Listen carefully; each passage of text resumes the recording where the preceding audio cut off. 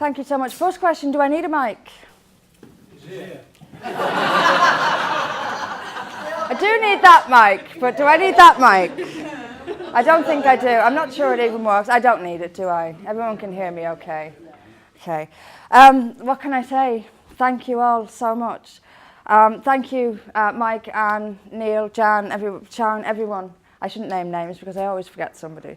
But thank you all so much. And I know how difficult this is. I know how difficult this is. I mean, even the venue change shows us the predicament that we're in. And it's not, I must warn you, before we set out on this journey, it's not going to get easier. In fact, as we succeed, and we will, it's probably going to get harder.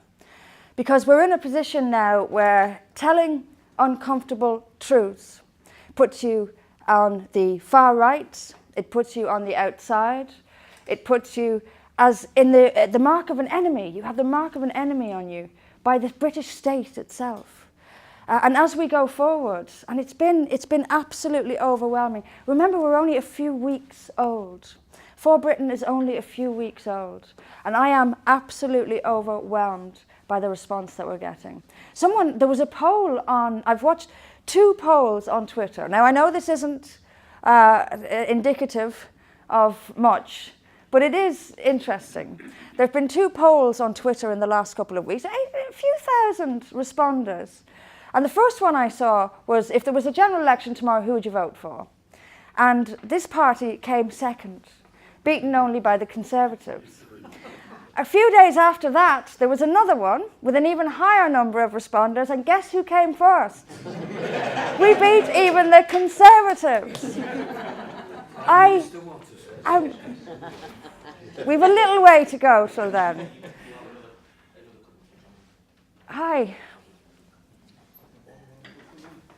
We have an enormous, enormous task, and I say this every time I speak now, but only to be truthful. To be truthful, we have an enormous task ahead of us. And I know, and I see that some people are somewhat impatient with us. Some people want us to form a government tomorrow.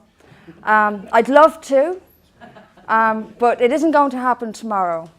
But it isn't going to take 20 years either. Someone said to me recently, it took UKIP 20 years to have council seats. It is not going to be like that, because the time is right. The time is now. Everything is about timing, and the time is now for this movement to begin. And I honestly, genuinely believe that half the country is with us. I really, really do.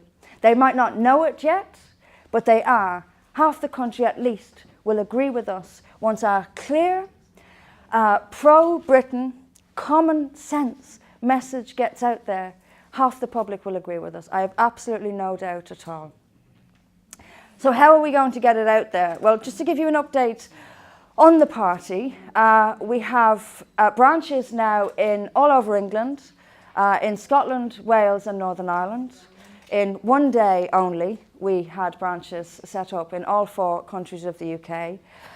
Interestingly, it's interesting to me at least, our Northern Irish branch is being set up by an ex-Muslim who was an imam for most of his life, and then sort of saw a light and became an outspoken advocate against Islam and mass immigration into Europe.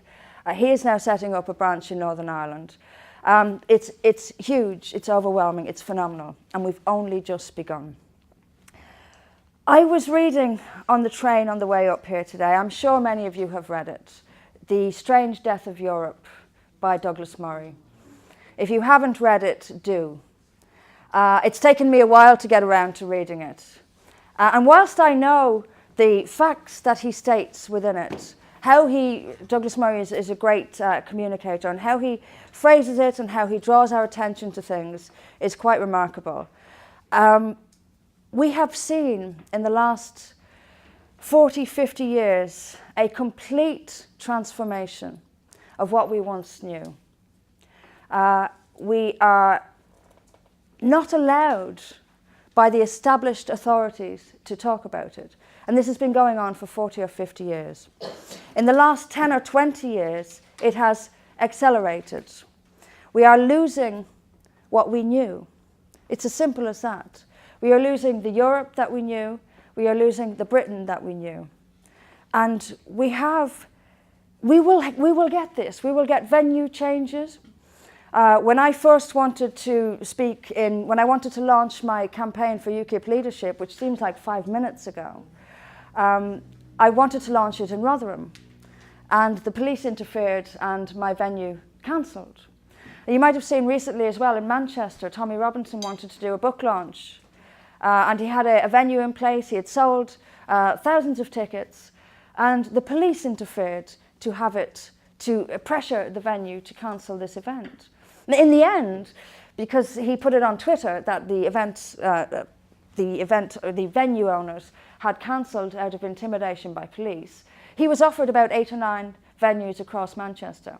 There is still dissent out there. In the end, he chose to have it in the open air right in the centre of the city of Manchester, which wasn't their plan, because he was initially going to be out on the outskirts. In the end, he ended up right in the middle, and a lot more people came because they tried to prevent him from having it.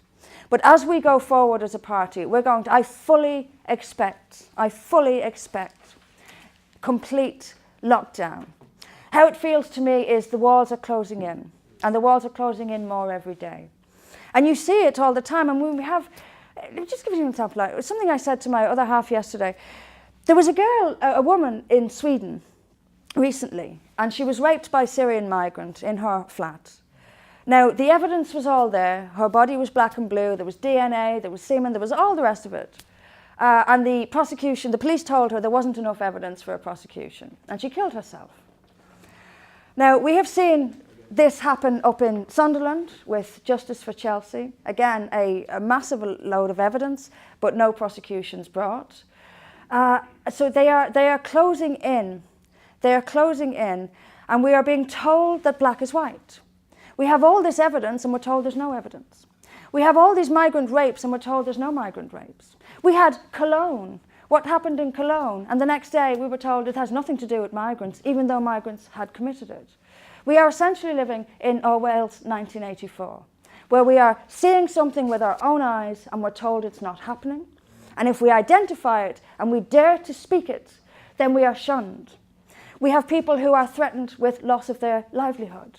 A friend of mine, Annie the Greek, who some of you who follow me on Twitter may know, has lost her job.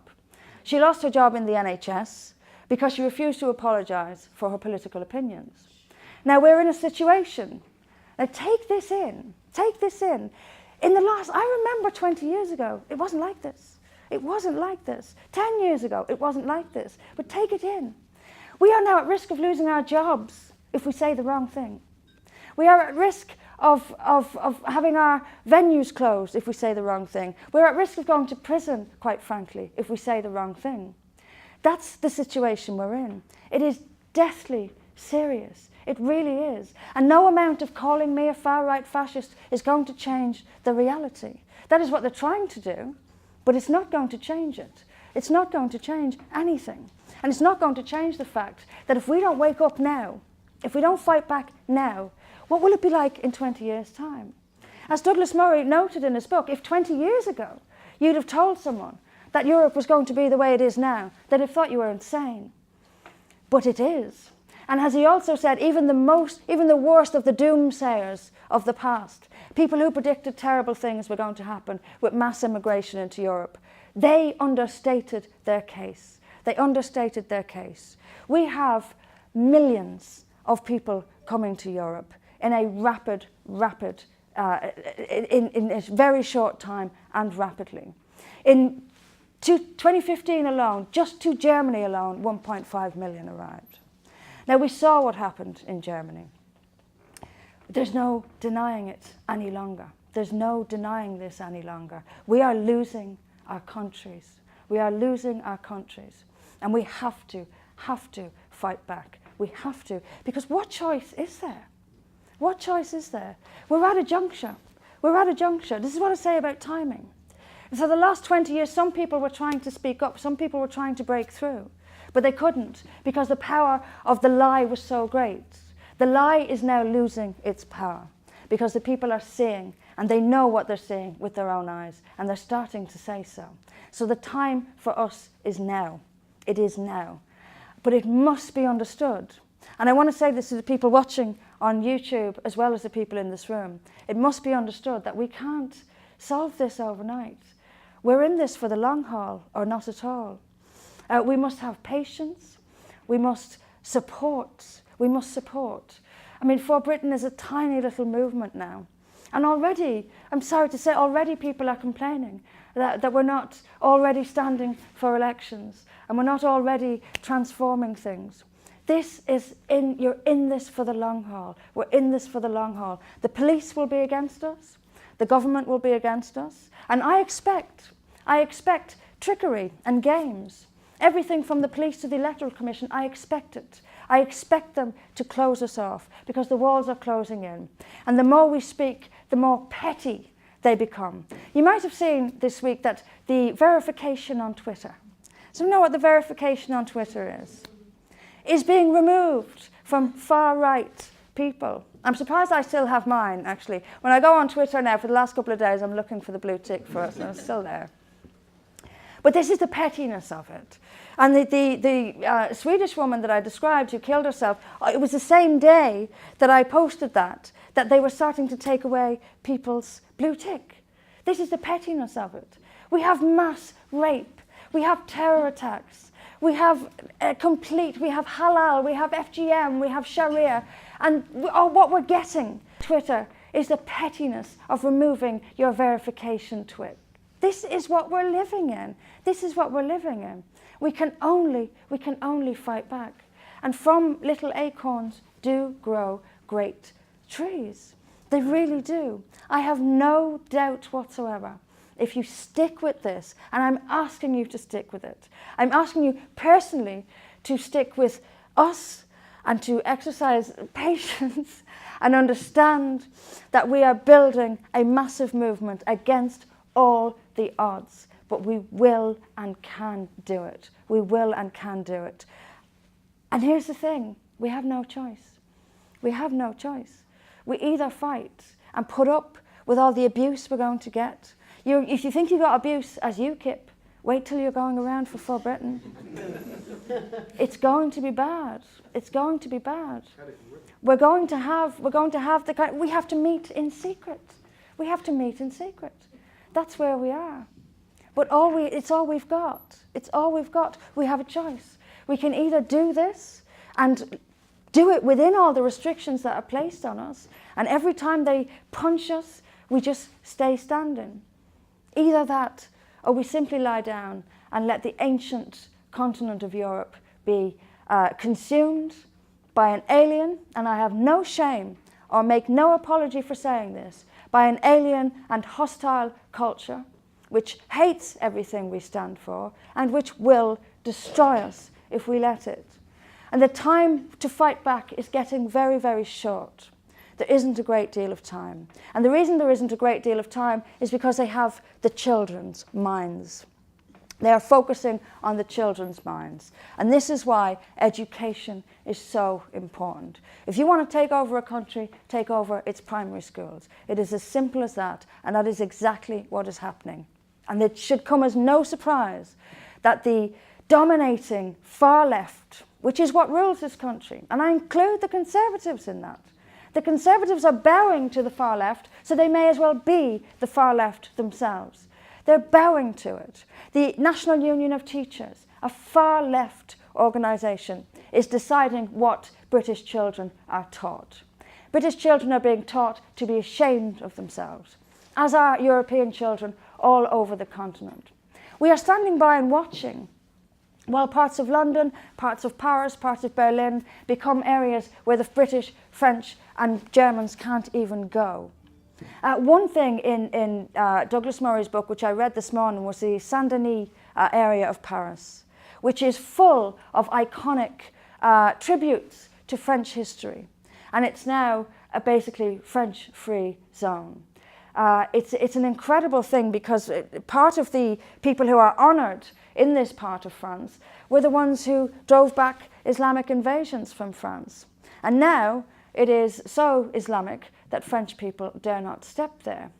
So we're being defeated, not by war, but by immigration, by opening our borders to hostile cultures and then apologising to them for not being compliant enough to their hatred for us. That is the reality. That is what we're doing. We have become so self-hating, so we insult and degrade ourselves at every opportunity. Now, I want us to turn it around. I want us to start remembering the greatness of Britain and the greatness of Europe. Europe shaped the world. For good or ill, there are, of course, things to criticise. Of course, no one's past is perfect. And of course, no society is perfect. But it shaped the world. We have had revolutions. We have had revolutionaries who shaped this continent for us and who shaped Britain for us. I think we have a duty to make sure that the British people who come after us have the same freedoms that we have, or that we had until Islam came along. Today, we have a duty. We have a duty to fight this. We have a duty to pass on the best we can possibly pass on, because others did it for us. But they did it in trenches, and they did it in the Blitz. We don't have to do that. We have to face off against the media and the corrupt and lying politicians and the venue changers, basically. All we are asking is for people to stand up and tell the truth. That's it. I don't want anyone in the mud of Flanders and France fighting through the trenches. All we are asking is for people to support us, to tell the truth when and where you can. If you can't join us, I understand, but at least vote for us and tell your friends about us. This is how it's going to work. We are not in the trenches. We are in a completely different battle. It's a battle of ideas. It's a battle of principles. It's a battle of information. It's all about us getting our information out there. So when you leave here today, go out and tell a few people about us.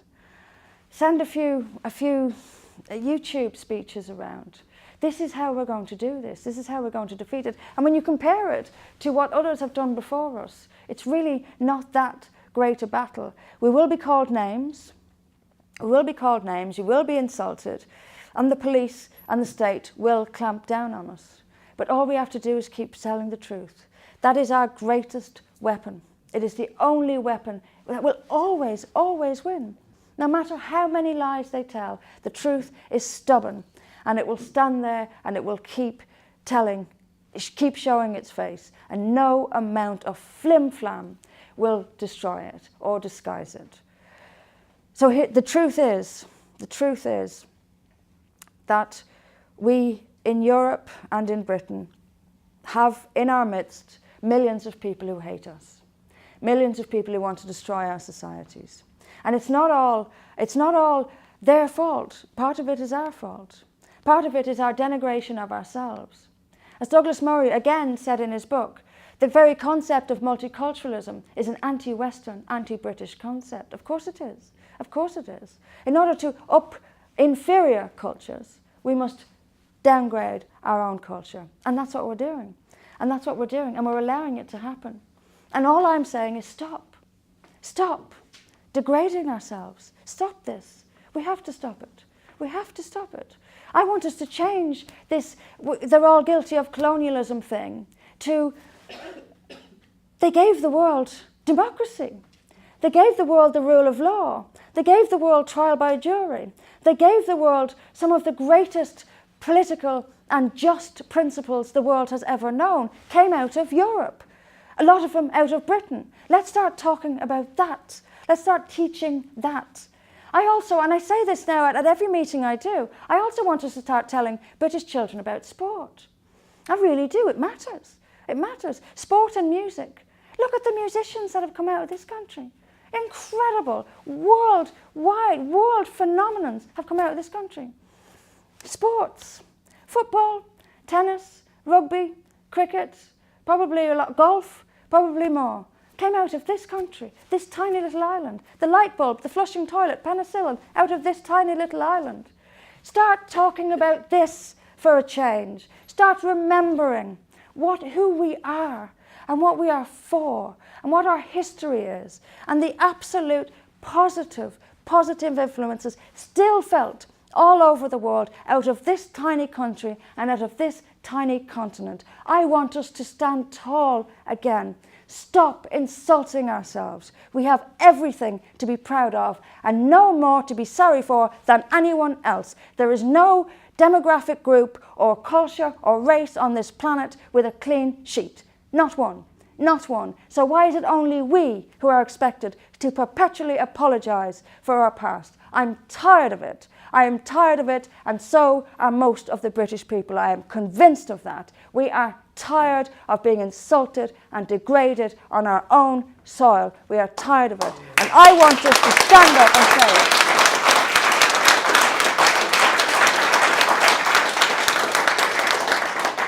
I'm not going to speak for much longer. I am going to take questions, which I always prefer, because it gets us into a conversation. But I am genuinely so grateful for everyone's support. I'm overwhelmed by it. But more than that, I am so optimistic. I am so optimistic. I can't believe this is happening, actually. 5 minutes ago, I was trying to be UKIP leader. And now look where we are. Now look where we are. Not only has the, how am I going to say this that doesn't get me into too much trouble? Give me a second. Not only has the cult of Farage, there I said it, fallen somewhat, but it's completely changed. It's completely changed. And people have said to me since the end of the leadership election, why didn't you stay in UKIP and fight from the inside? This is absurd. First of all, I have principles, so I don't hang around with people who call me a Nazi. And secondly, the damage done by this is unforgivable. Unforgivable. This is real. This is real. This immigration, this completely incompatible culture, this is now widespread across Europe. It's real.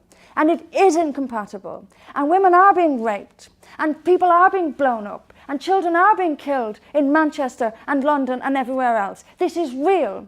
And it's not being done by Hindus or Sikhs or Zoroastrians or anyone else. It's being done by Muslims in the name of their religion. That is the truth, Nigel Farage. And no matter how many names you call me, it will still be the truth. Now, I walked away from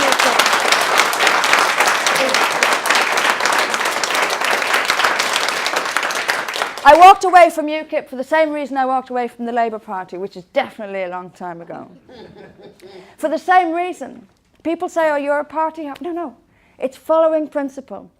I will not belong to anything that will not tell the truth about the most profoundly important issues that face both the British people and the European people as a whole. I will not be a part of that. I will walk away, and you know what? In our democracy, if there's no party representing your views, you start one yourself. And that is what we are doing, and we are going to succeed. We are.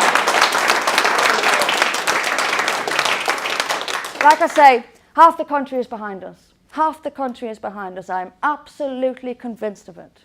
And if we can get out there, and we will, and from January we will be holding public meetings once a week all over this country.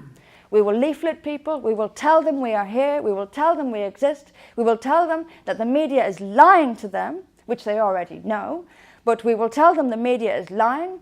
We are not far right, we are not even right, we're not left, we're none of these things. We're not conservatives, we are simply pro-Britain and pro-common sense. Now here's what I want to do with my life. You have got my commitment, my lifelong commitment. There is nothing else I'm going to do now with the rest of my life but this. I've sacrificed a lot for it, as other people have. But here's why. Here is why. I love this country. I really do. I really do. It brings, when I, the Union, just seeing the flag makes me feel emotional. I love it with all my heart. It has given me everything I value. And I believe I have a duty to fight for it, to preserve it. This is a magnificent country.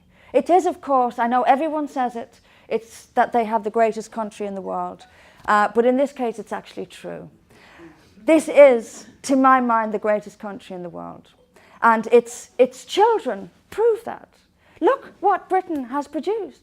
The United States, Canada, Australia, New Zealand. These are all based on the freedoms and the culture of this great country.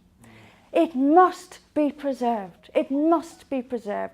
We must respect it. We must respect those who died in World War I and World War II and other wars to fight for this country. They didn't die for nothing. They didn't die so we can hand it away to people from far corners of the world who have no regard or respect, in fact, who hate the people who died for us. No, I absolutely refuse to back down. I want this great country to survive. I want the great continent of Europe to survive. And if we don't fight, it won't. And that is where we are. We have no choice. Do I want to take on this enormous battle? Do you want to take on this enormous battle? No, I really don't. I wish we didn't have to. But there is no choice.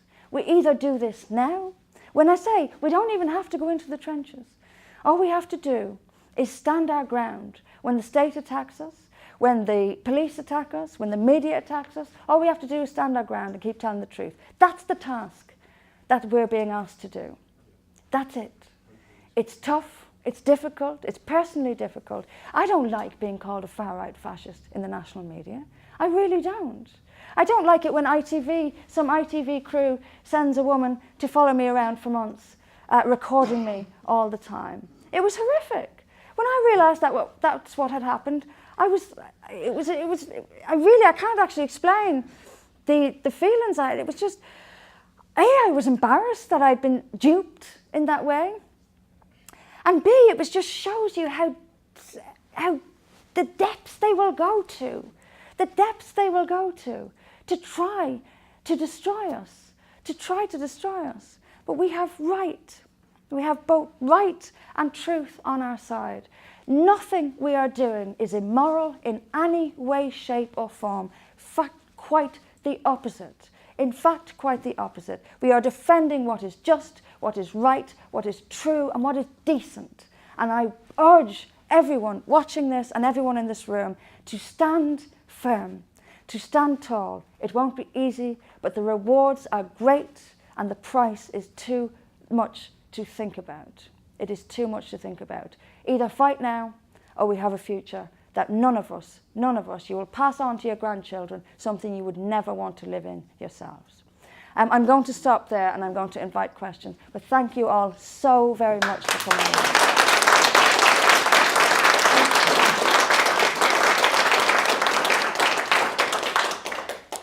I'm going to say, okay, any questions?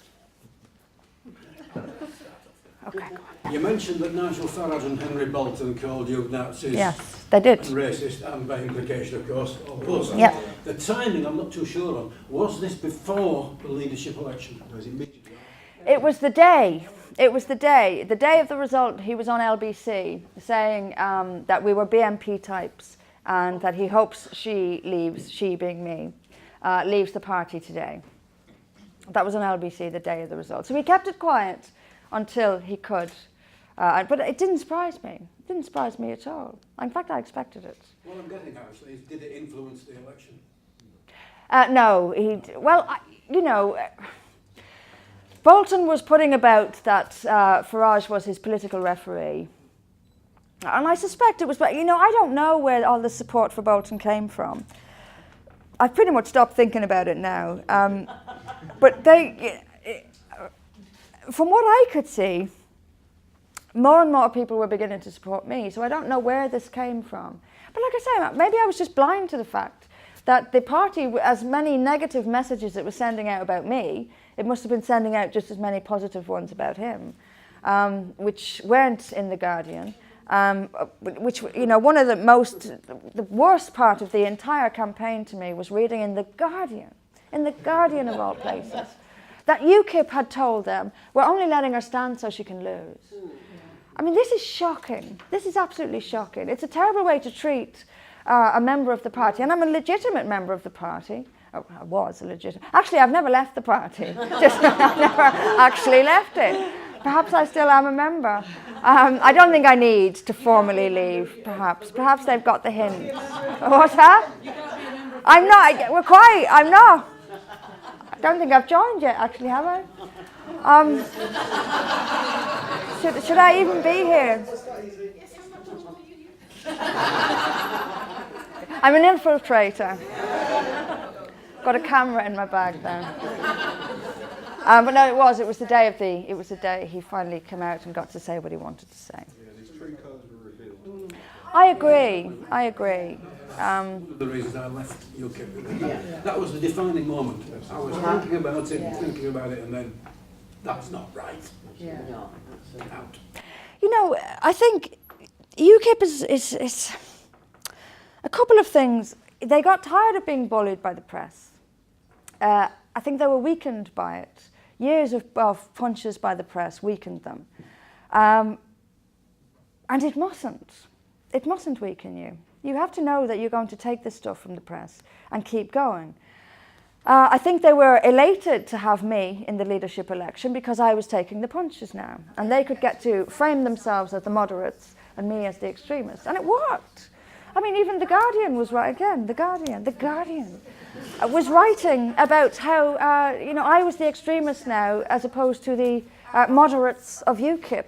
They must have enjoyed this. And, people, they wanted to keep their celebrity status intact. And I say that about one particular person who I think is desperate to keep his celebrity status intact and isn't going to, even if he knows it's true, going to say that it's true. And this is the unforgivable part to me. Not only did he join in the witch hunt of those of us who tell the truth, when it suited them, they joined in the witch hunt, but they're also now lying. I know that they know what I'm saying is true. I know it. So they're knowingly lying to the British people. Now, they're playing a game. They're playing a game, and they're playing a very dangerous game. And it's a game that which the British people are going to lose. The losers will be this country. And this is why, to me, it's unconscionable to remain a member of that party. It was unconscionable. There was no way on earth I would have done it, out of pure principle. And I would say this as well to people who are still in UKIP and wondering whether or not to come over. Three things I would say. One, and I've said this already, the time is now. The time is now. The public is awake. They just need someone to vote for. The time is now. The public is awake. And secondly, and I've forgotten what secondly was. What was I actually saying? Why people should leave UKIP and come to us? Two, people are biding their time, waiting to see what will happen For Britain. Yeah. If you don't come over and make it happen, then it won't happen. We need people to come. There's no point in sitting around waiting and seeing what will eventually emerge. And to be honest with you, I'm a bit disturbed by this, and this brings me on to point 3. We're not in this for glamour. If you're going into politics for a career and for glamour, then this is not the place to be. If you can't come over from UKIP on principle alone, then why come over at all? If you're waiting to be reassured that you're going to have a career, a paying career, then we are going to succeed. But what I'm saying is at the beginning, you must come on commitment alone. You must come on principle alone. Because everyone in this room is here on principle. Everyone in this room has sacrificed something to be here. And this is exactly what I'm looking for. This is exactly what we need. Someone who is here not because it's convenient, someone who's here not because they've waited to see how the land lies. Come over and make it happen. That's the point. Make it happen. It won't happen without you. It won't happen without decent people standing up on a point of principle and making it happen. That's the whole point. So if you're still in UKIP and you're dithering, I have to say, the UKIP dream is over. I really do believe that. And I'm not just saying that because I'm now an opponent of you, but it's over. And it was over the minute, and I should be grateful for this actually, but it was over the minute it started being politically correct. It was over. The people wanted someone to vote for who wasn't shouting the same nonsense that the Tories, the Libs, and the increasingly lunatic far-left Labour Party were saying. And so now, certainly when it comes to certain issues, the issue of Islam being the main one, we now don't have a Lib Lab Con party, we have a Lib Lab Con Green UKIP party, because they are all exactly the same. UKIP has taken the same line on Islam that the Green Party has taken. This is the moment it died. This is the moment it died. When they put media, and I remember the leadership election, and I remember actually going to the NEC meeting when Paul Nuttall decided I wasn't going to be a parliamentary candidate in 2017. I could see it. I could see that they were terrified of the media. Absolutely terrified. And there was something of, and I'm going to say it regardless of the camera being on me, there was something of a laziness about Paul Nuttall at that meeting. Not only did he look at the floor most of the time, but it was like, oh, I can't be bothered. I can't be bothered dealing with all these questions from the media. Inspirational, isn't it? Inspirational. That's what I call a fighter for your country. I can't be bothered. Come on, for crying out loud. People, what really gets me is for crying out loud. Like I said earlier, men fought in trenches for this country. People have endured the Blitz for this country. Put up with a few lies from the media. For God's sake, wake up, wake up. We've got to do this. We've got to do this. And the point, and another enormous point of all, none of this is going to be reversible. This transformation of our country and this transformation of Europe as a whole is not easily reversible. This transformation is pretty much, if we let it happen, permanent. And the reason it's going to be permanent is because they take away your freedom to object. And when your freedom to object is gone, then what have you got left? What have you got left? Dissidence, even violence, is all people have left. And I know I'm going to be slated for that, but it's the truth. So if we can't do this democratically, what options have people got left? We are inviting warfare. We're inviting horrors. And we still just about have our democratic ability to fight back. Just about. And I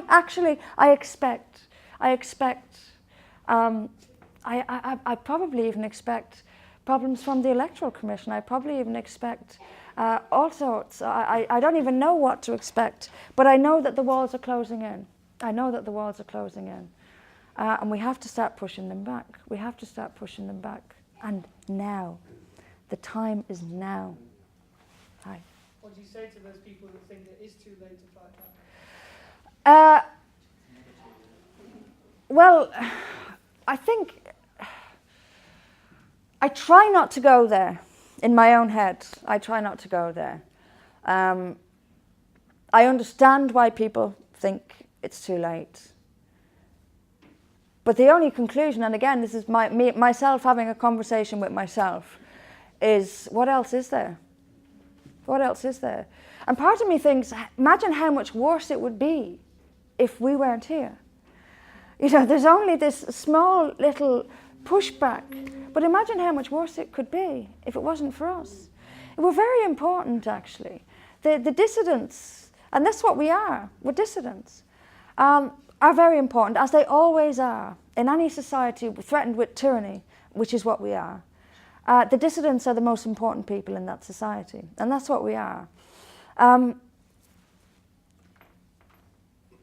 I fear what they're saying. I don't want to believe what they're saying. And I don't actually believe it. I still think we are still the vast majority. Across Europe, Europeans are still the vast majority.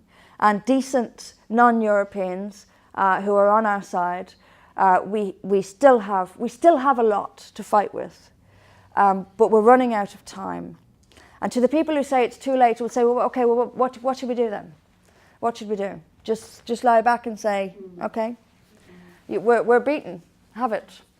Here's Britain. Take it. Do you think the answer is get to change the opinions? All of we can do is people? fight. All we can do is You fight. said half. You said maybe half of the UK. I really do believe that. Well, there are so many. I mean, there's so many that publicly will not, on almost perfectly banned from Facebook, but on there, they will never ever agree with anything you say or whatever. But when you see them in private, they do. But that's not really helping. So they have the same feelings, but they're not even prepared to come out in public and say. So many of them, just I know, think the same. But they've been years and years of left-wing bullying has scared them into saying, yeah, you're right, and I think the same, and they're all just terrified. This is where we come in. This is where we come in. You have people at the front. If you have punches coming from all angles, and the people at the front keep walking and taking the punches and taking the punches, and they just keep walking, other people will follow because the punches have already been taken. And they will get less of a punch, if that makes sense. Because someone at the front has to take it, and as I've said many times, and Anne said it, courage is contagious. It takes people to stand up and say it, and then other people will say, hold on, that guy thinks what I think, I'm going to say it as well. It is contagious. What it needs is leadership. What it needs are people to stand at the front and take the punches that are coming, so those punches are no longer effective when they get to the row behind and the row behind and the row behind. It happened with the EU. And UKIP did a wonderful thing with this.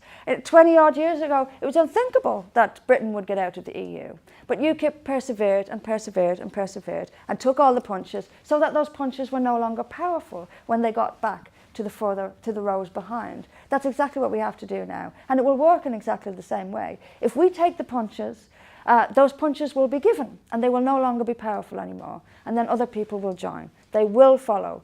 And it's already happening. It's already happening. There are more and more people who are awake to this than they were 10 years ago, than they were 20 years ago. Than they were 5 years ago. I've been doing this for 10, 12 years now. And I've seen dramatic change in public opinion in that time. Because the truth can't be defeated. You can hide it, you can stamp on it, you can push it behind the curtain, but it'll always come back out again. And people are realising it. What it takes is a leader. What it takes is a group of people to lead and to, like I say, take the punches so that they no longer have any effect. That's what's going to happen. It will happen. It will happen. People are growing more confident by the day. And the greater we get and the more we speak, the more confident they'll become. It's unstoppable. It's unstoppable. You would think, all the things you said earlier are true, but you would think that the fear of the Britain that will be there for their kids will be greater than the fear of being called a racist by a lefty, but at the minute it doesn't seem to be that. The problem is they don't necessarily believe that the Britain that we'll be handing down to the grandchildren is real. They think it's scaremongering. But the more happens in reality, the more terror attacks there are, the more the press is talking about horrible practices like FGM and all the rest of it, and the more we have halal and free speech restrictions, the more people are becoming aware of it. They are becoming more aware of it. And the reason they didn't, like you say, you would think that being called a racist would be less important than, but they didn't believe they were handing that on to their grandchildren. But now they're waking up to the fact that they are. In my life, there was about 100,000 Muslims in the UK when I was born, and 6 mosques, and in my lifetime they've more than doubled every 10 years. Yeah. It's been reported in things like The Guardian, BBC, that they're doubling every 10 years. Yeah. I calculate that means about 34 years' time, they're a majority. Which is why we have to do it now. Which is why we have to do it now. Well, there are a couple of things. One, we have to start removing people who have no right to be here. Now, what's very important is political message. It's very important that you send a political message. At the moment, coming out of this country is a message of weakness. What's coming out of Europe is a message of weakness. And when that message reverberates around the world, the whole world thinks, oh, Europe is soft, let's go there, they'll take us. And they'll give us money, and they'll give us houses, and all the rest of it. First thing we have to do is change what is going around the world about Europe and about Britain. Change the atmosphere, if you like. We have to start throwing out people who have no right to be here. We have to start getting rid of these 3,000 known jihadis. either putting them in prison or throwing them out of the country. We have to start throwing out people who practice child marriage and FGM. Get rid of them. They have to go. We don't need this poison in our country. If we did that, can you imagine? Can you imagine how much the atmosphere would change? Can you imagine how many jihadis across the world would suddenly think, oh, I don't know about Britain anymore. We can't. They wouldn't come anymore if we sent out that message by actually doing it. So we have to start enforcing the law, both the law, the criminal law, when it comes to rape gangs and child mutilation and all the other horrors that it's bringing, enforcing the law without any pussyfooting around. Either throw these people in jail or throw them out of Britain. End of. First major message we send around the world. And another thing is stop the immigration. We have to stop the immigration because none of this will matter unless the immigration stops. Now, I have, on the ITV documentary again, I was criticised for saying in a car, we must stop all Muslim immigration now. Now, that's a personal opinion. It's not necessarily going to be for Britain's policy. It will be if you want it to be, but it's my personal opinion. And when we have a debate on this in the party, that will be what I will argue. Why does anybody think they have a right to come? Well, quite. There is no right. There is no right to come. And this is another trick that the elite plays on us, as if it's inevitable, that the whole world must somehow move to Europe. Why? Why? Why does the whole world have to move to Europe at all? We were naive when we let them come here in the first place, and they were quiet and did. Well, there was no plan. There was no plan in place. We now know that Islam is not compatible with our way of life. It absolutely abhors our way of life. It's not. You know, it hates free speech. It hates democracy. It completely hates freedom. I think we will get rid of the ugliest parts of Islam if we just enforce our laws. That's rule number one. We don't need to apologise for this. We're not racist or bigots or fascists for enforcing the law. And if the lefty comes at us with racist, as they always do, with how in God's name can it be racist to want everyone to be subject to the same law? Let's use some logic. Sharia Islam, you're making Islam illegal. No. It's not about making Sharia law illegal. It's about making the horrors of it illegal. We don't even have to make them illegal. They're already illegal. We just need to prosecute. This is the point. We don't need to do anything really outrageous to deal with this. We just need to enforce the law. And that's to deal with it within this country. We also need to enforce migration laws. And we need to change migration laws. Now, UKIP for years was going on about a Australia-style point system. Australia is a mess. Why on earth would we want an Australia-style point system? We want, and I will say it in plain English, we want a discriminatory immigration system. We want, people will shout at you, that's discriminatory. Yes, it is. Damn right it is. Because we have enough common sense to discriminate. We discriminate between good and evil, and we don't want evil coming into our country. So we will look at the world and we will see places like Pakistan and Saudi Arabia and Afghanistan and Yemen and UAE and all these other horrible, horrible tyrannies and think to ourselves, do we really want masses of people coming from those societies into our society? Where is the common sense here? Where is the common sense? And when we talk about the Muslim rape gangs, what an insult to Asian people to call them that, an absolute disgrace. Let's look at what we have now. For 40, 50 years, we have had gangs of overwhelmingly Pakistani men all over this country, gang raping white women because they're white. Now, are we going to continue to have mass immigration from Pakistan, given what we know about this? That's the question. And if someone comes back and says, yeah, but you can't punish all Pakistanis for the crimes of some Pakistanis, my answer is, we have a choice to make. We have a choice to make. We can either somehow, for some reason, which apparently some people think is inevitable, that somehow Pakistan has to move to England. It doesn't.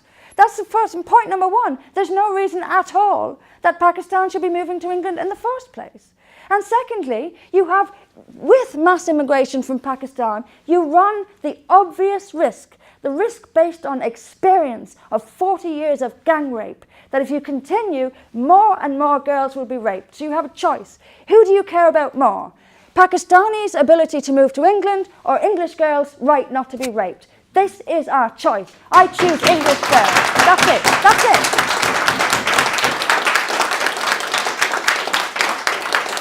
And look, to be honest with you, people say to me, well, what about nice Pakistanis? Well, I'm sorry, what about nice English girls? Let's stop putting Pakistanis above English people for a change. For a change. The beneficiaries are going to be young Muslim girls too. If we just stop FGM. Of course.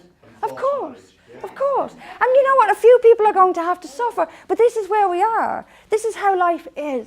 And one thing the left never likes is reality. The reality of how life is. So here's the thing. If we were to throw, and I want us to, Somali families out of Britain for practicing FGM, I want us to do that. Now someone will say to me, oh, how heartless you are. What about the poor little girl who's been sent back to Somalia? My answer has got to be, yes, that one family will likely suffer, but it's the butterfly effect. The lesson that will be learned by that one family is will save so many more girls. That's the point. You have to do what is for the greater good. And I can promise you, nothing will stop FGM like throwing them out of this country, because they do not want to go back to Somalia, I can assure you. I promise you, a few deported Somali families back to Somalia will drop the FGM rates in this country like nothing else will. Nothing else will work. Nothing else will work. They will lose the privilege of living in Britain, all the benefits, the nice housing, the whole lot will be gone. This is the only threat that will work. And yes, some people will suffer, but I'm sorry, far more people will be saved. And that's how we have to focus. FGM is illegal. It is illegal, but you wouldn't know it. It is illegal, but you wouldn't know it. Because the police are multicultural. The police don't care about the law anymore. The law? The law is racist. This is the kind of world we're living in. There's no obligation on the police either to deal with this stuff.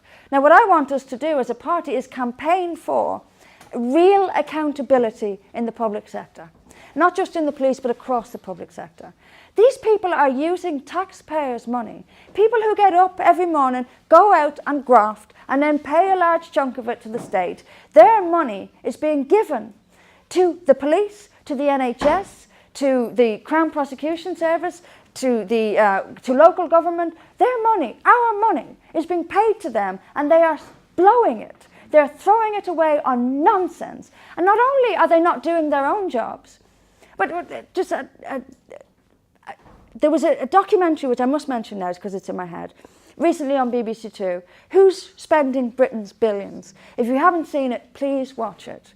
It's about the public sector having massive six-figure contracts with private companies to consult them on how to do their job.